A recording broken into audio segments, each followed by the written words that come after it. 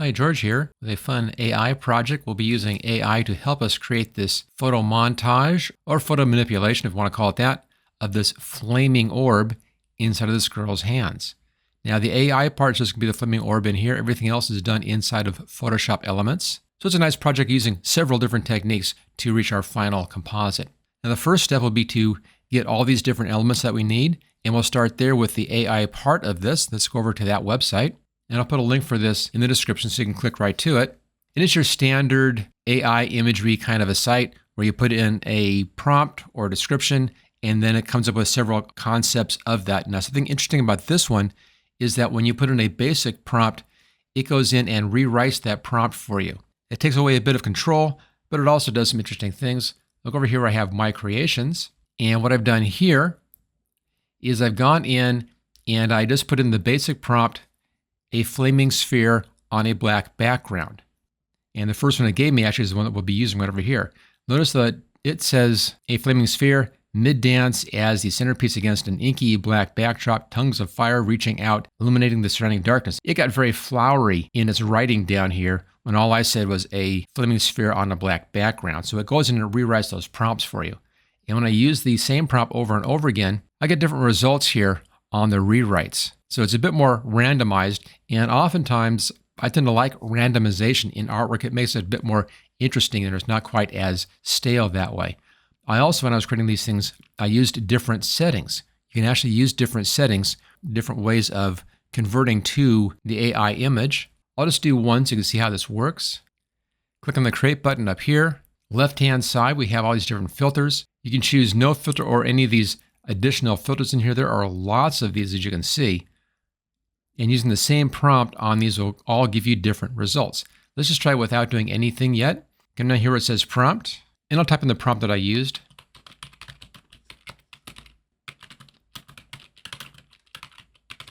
Right there, very simple. Right down here, where it says expand prompt, you need to choose to not use this or use it. I went ahead and left that on, and that's what does the rewriting of the prompt. I won't be doing any exclusion on this thing. I won't be doing any image to image or anything else, just straight. Let's click on this one. Notice how it's gone in and has rewritten that again. And this time different than last time. And it goes pretty quickly and very similar to what I got the first time. I got a bit more flames outside on the one that we're using in this project, but very similar. Now, if I use the exact same prompt, let's leave that there. If everything else is the same, let's try nope on it. Click on generate. It rewrites the prompt again using the AI, and we'll see what we get this time. There we go, I like that even a bit better. Very nice kind of flaming sphere things. So you can use this as a technique to get elements that you can use in other pictures. You don't have to go the whole AI route and let AI make the whole image for you, which looks very AI nowadays. They already have kind of a look to them. But you can use this to create elements that you'll be using in a regular photo style project. Right-hand side, lots of options over here. Image dimensions, speed, quality. Scroll down a bit, here we go. Number of images. If you have private session on, you have to have a pro plan, and that just means that nobody else is going to be seeing these things.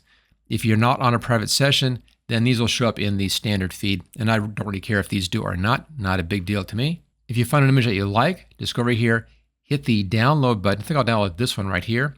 Download button there, and you can then download that. Let's just give it a little bit of a name change here, and choose save. And there we go, that's now been downloaded onto the computer. Now you can either come here and make your own sphere like we just did, or you can use the one I used in the project, and I'll put a download link for that in the description. Okay, let's get back over to the project again. Here we go. The next thing we need is this picture right here, left-hand side. And I got this over on Pixabay, and also this little bit of flame right up in here. I got that from Pixabay as well. Just go over there and grab those two elements. All right, here's the first picture. It's just a little campfire. And download. I use the 1280 by 493 for this. Just choose download and see that on your computer someplace so you can easily get back to that again. And the other picture is right here. Again, I'll put both of these links in the description. And on this one, I use a 1920 by 2890 image size right here. And let's go ahead and download that one. And then back to our project. Okay, I'll close this out of the way. There we go. And here is the original image. I use Control 0 to fit screen. So we'll start off right here. And then I have the other two images already open over here in the photo bin. There's that flame and there's the sphere. So you need both of those in here. But first, Let's go over here where it says background, right click and duplicate layer and choose OK. And then hide the original. That's just a safety, just in case. I always do that. And then let's take the flame image. I'll bring it up here, just drag it in. And same thing for the sphere, just drag that in and hide that flame. We'll get to that later on. And let's pull the sphere down here just above our main image. Now, obviously, it's the wrong size. I'll have to resize this. And I'm going to zoom in a little bit here. I'm using the scroll wheel on my mouse. If you haven't seen my discussions on that before, that's up here, Edit. Come down to Preferences, General. And that's right there, Zoom with scroll wheel. Let's now reduce the opacity of this. Go up here to Opacity. I'll bring it down about halfway.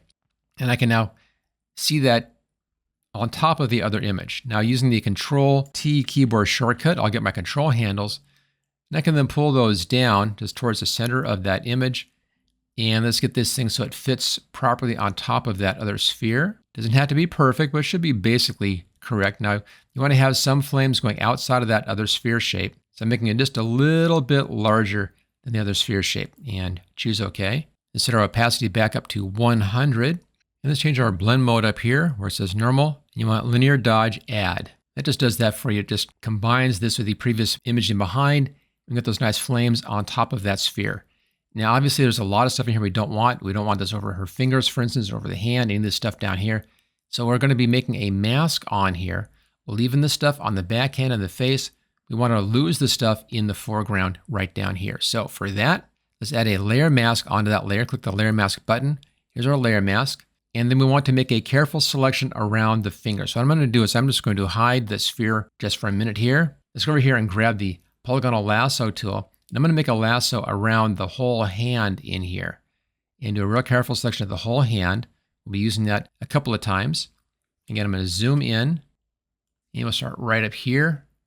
Just find a nice spot that's easy to see and come around and make a very careful selection. The reason I'm using this tool instead of anything else is because we have the fingers against other fingers, fingers against reflections of fingers. Anything else is going to be picking up all that other stuff. Obviously, the subject select would get the whole subject and not just the hand.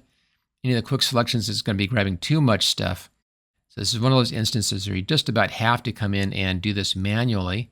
Now, when you're using this tool, you just click a point and Photoshop Elements connects the dots, the points that you click, with lines. If you have a curve, you just put your dots closer together. If you have a straight, you can pull a lot further. This is not that slow. Once you get used to this technique, it's a pretty fast way of doing this. Now, one thing about this, you don't want to go too quickly on this or it will collapse the whole selection. If everything just kind of jumps down to a really weird selection, you just clicked too fast. So take your time on this, get into the standard relaxed mode of making selections, and this will go just fine. Luckily, it's fairly simple. There's not a whole lot to this one. And I'll go ahead and I'll finish the rest of this selection off camera.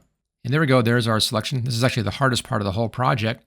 Let's go ahead and save this. Go up here to Select, come down to Save Selection. Let's call this one Hand, and OK. We can then get back to that very quickly and easily. Let's now go up here. We're on the Layer Mask side. Let's just show that flame again. There we go.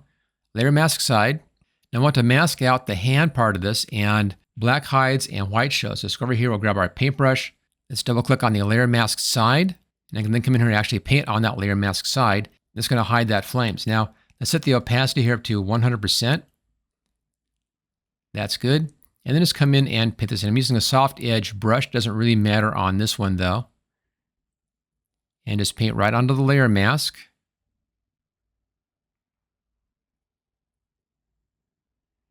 Just like that. Just fill that whole thing in. And we now have the flames masked out from the hand. And I'll just save right now just in case. That's Control S. And I'll put it here in my projects folder. It's just a blank folder I made on my C drive and named it projects. And choose save. And then Control D to deselect that selection. And there's the hand masked out. You can see the hand over here on the right hand side. Okay. Let's just get this back to fit screen. Let's now do a little bit more with this. I'm going to make a duplicate copy of this layer. Right click on the name and duplicate layer. Choose OK. Let's make one more copy. Right click, duplicate layer, choose OK. And then come down to the middle one here, our middle layer. We're going to blur this layer out a little bit. Filter, come down to blur, Gaussian blur. And I have mine set at 5 pixels, choose OK. Come down to the bottom one down here. Same thing, go up to filter, come down to blur and Gaussian blur. We'll set this one at 35 pixels, and that gives us that nice glow around that, and choose OK. Let's now add in our top flame up here. That's this piece. I'm going to change the blend mode on this one to screen. You see it right there. And I want to reverse that direction. I want it curving the other direction. So it kind of curves around the hand. So go up here to image, come down to rotate, and right down here, flip layer horizontal. That reverses that. Let's just drop that in here. Kind of about in here someplace. That looks pretty good. There's a lot of excess junk down here I don't want to have. Let's just hide some of these things. We can see that now. And all I want to have is this stuff up here at the top, but not this stuff over here on the left-hand side. So I'll make a layer mask button right there. Then going back to the black paintbrush, still on a soft brush, and paint on the layer mask. And we can then paint that out. And just go around and just get all of that cleaned out of here. You can go for a large brush size if you want to for this bottom stuff. And then right up into there. And that's pretty good right like that. That just leaves the top part of that in there. And we'll bring our other flames back in again. Looking nice. Now, obviously, the flame isn't as exciting as this one. So you need to work on that a little bit. Let's right click on the name of that flame layer, duplicate layer, choose OK. Go down to the bottom layer. Let's change the mode here to linear dodge add. It's a lot brighter. And we're going to blur this layer out. And go up here to filter, come down to blur and Gaussian blur. And I'll give this one a blur of 5, just a little bit of blurring in there, and choose OK. So that takes care of the top flames. Now notice on these blur ones, I did the blur at the bottom and the sharp at the top. So the blurriest layer at the bottom and the sharpest layer at the top, that gives you the most detail showing in there. Now I'm seeing a bit of light down here I don't really want to have. Right on that shoulder right there, that's going to be on one of these layers. But these are all the same layer masks, so I'll come down here to the bottom layer mask. Back to our paintbrush, we're still on that black paint.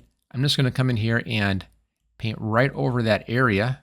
There we go. And that's all I need to do, because I can then take this, hold the Alt key down, drag it straight up, and replace layer, choose yes. The same thing, drag it up, place layer, do yes. And that takes care of that one shoulder. So that's all nice and fixed. There's a lot of light now spilling out from that, and that looks good. Our flame is nice. We now need to darken down the background to make it blend in better. So for that, come down to the background layer, and we'll do a level adjustment on this. Go up to the layer menu, come down to new adjustment layer and levels. Where it says use previous layer, check that, choose OK. And then we'll pull this down until we darken down that background. And I'm thinking about 0.45, 0.44 in here somewhere. Nice dark background that makes the light look a lot brighter just by contrast. Close that down. I also want to make this cooler.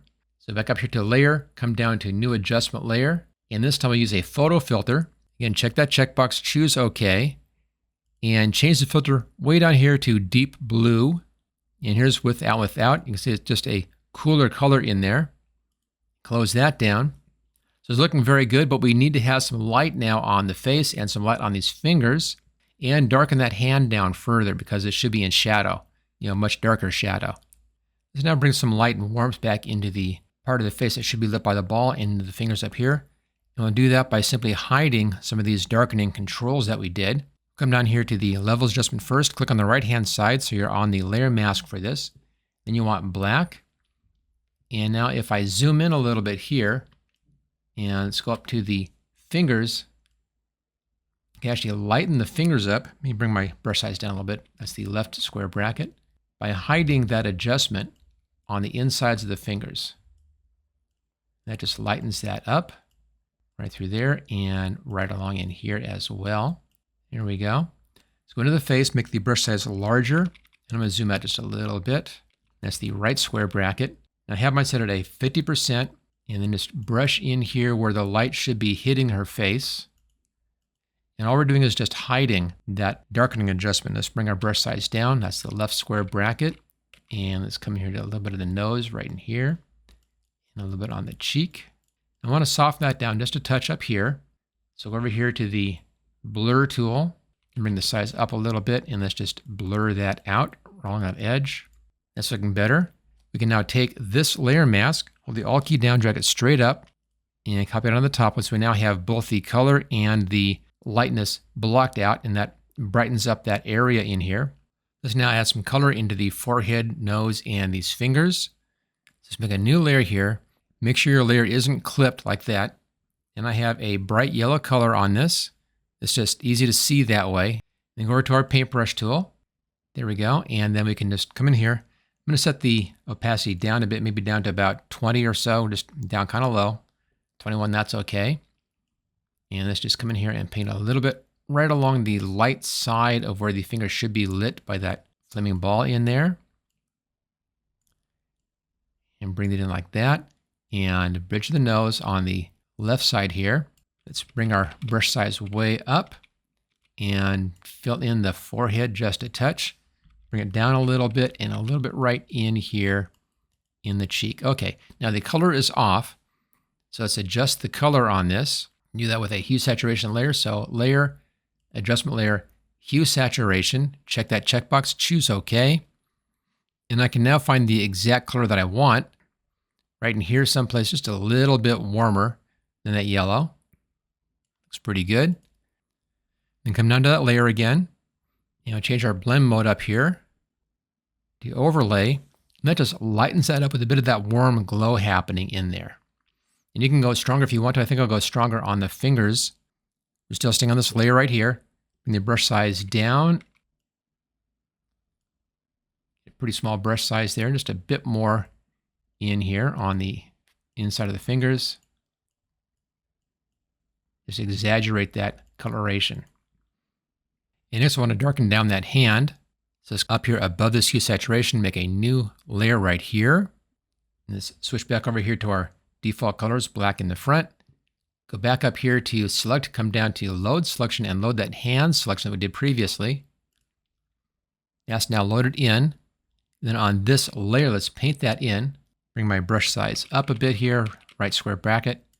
You bring my opacity clear to the top. And let's just paint this in like that. Just a good solid black over the hand area. There we go. And Control D to deselect. It's now going to put our blend modes and come down to soft light. And that just adds a bit of that black onto the hand and darkens that down in front of that ball, making the ball look even brighter. Now one last little tweak. Let's zoom in on the fingers here. I want a little light spilling in here on the edges of the fingers. Let's put a new layer above this layer here. And we'll do our same trick we did down below.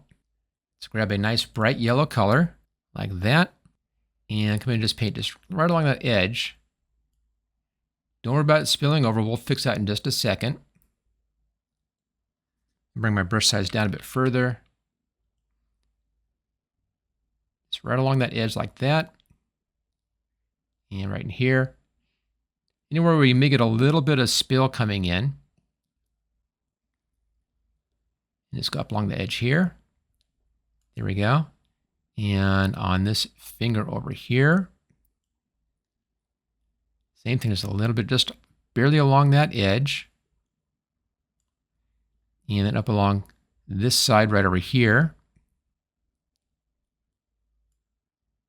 There we go. Get that spill light in there. Now we need to have this blocked out on the outside, of course. So let's go back up here to select. Come down to load selection. Let's load our hand selection in again. This time, let's hit the layer mask button. And because there's a layer mask on that edge, that's looking really good. Back over to the light side of that, we can continue a little bit of work in here on the edges. Just give us a bit of a highlight in there. And that's all looking really nice. And we'll now blur that down just a little bit. Filter, blur, Gaussian blur. I'll make it real small, maybe just 1 pixel, just a little bit of a blur on that one. And then bring the opacity down just a little bit, maybe about 10% down. And that should be just fine. Okay, it's back out of that. And that little bit of a hint of a highlight in there helps make the hand look like it's actually sitting properly on top of a glowing sphere. Now I used a lot of different tools in here, a lot of different techniques. If you want to get more information about any of those specifics, the best way to get that is with my HTG Photo Coach program, where you can just do a search for the different technique or tool and get written instructions on how to use that. It's my most popular program that I have right now, and I'll put a link for that in the description. And if you're relatively new to Photoshop Elements and you want to learn a lot more about how to use this program, The best way to do that is with my complete training course. It covers the whole program, and you can find that at my howtogurus.com website, and I'll put a link for that again in the description as well. Don't forget to hit that like button, click on subscribe, and hit that bell icon when you subscribe to get notifications of my new videos as they go up. I'm doing new videos all the time, and I'll see you next time.